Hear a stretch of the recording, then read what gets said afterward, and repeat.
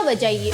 आखिरकार वो दिन आ गया जब असम शिक्षा विभाग ने खुद को साबित कर दिया कि वो नीचे गिरने में किसी से कम नहीं। एक बार फिर असम शिक्षा विभाग ने कर दिखाई कमाल, मगर इस बार कमाल ऐसे कि पूरे देश में छा गया, नीचे से। नमस्कार, आप देख रहे हैं न्यूज़ वन नॉर्थ ईस्ट और मैं हूँ रेचल सिन्हा। जहां बाकी राज्य शिक्षा के क्षेत्र में उड़ान भर रहे हैं, वहीं असम शिक्षा विभाग ने खुद को जमीन से इतना जोड़ लिया है कि तल भी अब ऊपर लगने लगा है। ये कोई गलती नहीं, ये एक आदत है। असम हर साल देश की शिक्षा रैंकिंग में अपनी वही पुरानी पोजीशन पर टिका रहता है, ऑलमोस्ट लास्ट। जी हाँ, NITI आयोग और शिक्षा मंत्रालय की ताजा रिपोर्ट के अनुसार 34 राज्यों और केंद्र शासित प्रदेशों में असम का स्थान है, गर्व से कहिए, 33वां। PGI यानी परफॉर्मेंस ग्रेडिंग इंडेक्स के अनुसार असम की शिक्षा व्यवस्था का स्कोर ऐसा है कि अगर ये किसी परीक्षा में आता तो कॉपी पर बड़ा सा फेल लिखा जाता। मुख्यमंत्री जी, शिक्षा मंत्री जी और विभाग के तमाम मेहनती कर्मचारियों को हम बधाई देना चाहते हैं। इतने सालों की अथक मेहनत के बाद आखिरकार आपने असम को शिक्षा के क्षेत्र में गर्व तक पहुंचा दिया है। तो लीजिए मंत्री जी, ये रही आपकी trophy, the best in being worst. कृपया इसे अपने ऑफिस में सजाइए ताकि हर मीटिंग में आपको याद रहे कि आपने क्या उपलब्धि हासिल की है। शिक्षा मंत्री साहब कहते हैं हम शिक्षा में क्रांति ला रहे हैं। सवाल ये है, क्रांति क्लासरूम क्यों नहीं आ रही?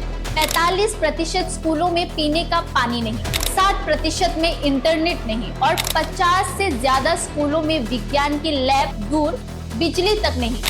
2 साल में 6 बार प्रश्न पत्र लीक, कभी HSLC, कभी भर्ती परीक्षा और शिक्षा विभाग की प्रतिक्रिया, हमने कमेटी बना दी है।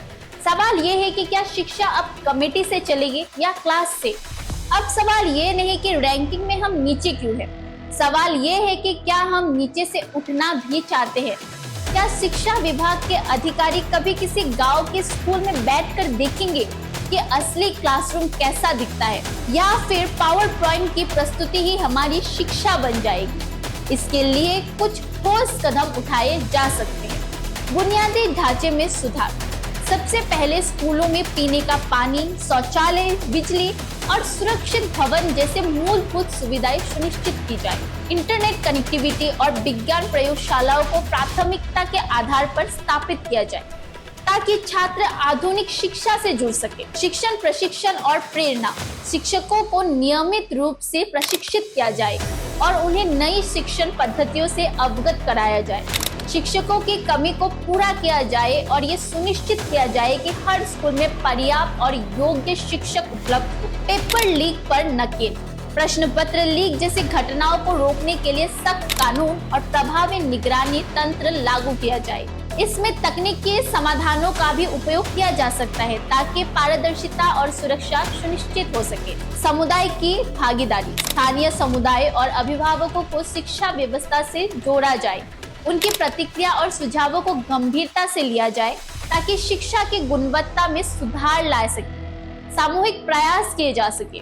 अगर असम का शिक्षा विभाग इन समाधानों पर गंभीरता से विचार करे और इन्हें लागू करने के लिए प्रतिबद्ध हो, तो ही हम उम्मीद कर सकते हैं कि हमारी आने वाली पीढ़ियों को गुणवत्तापूर्ण शिक्षा मिलेगी। तब तक आप देखते रहिए news one north east Guwahati.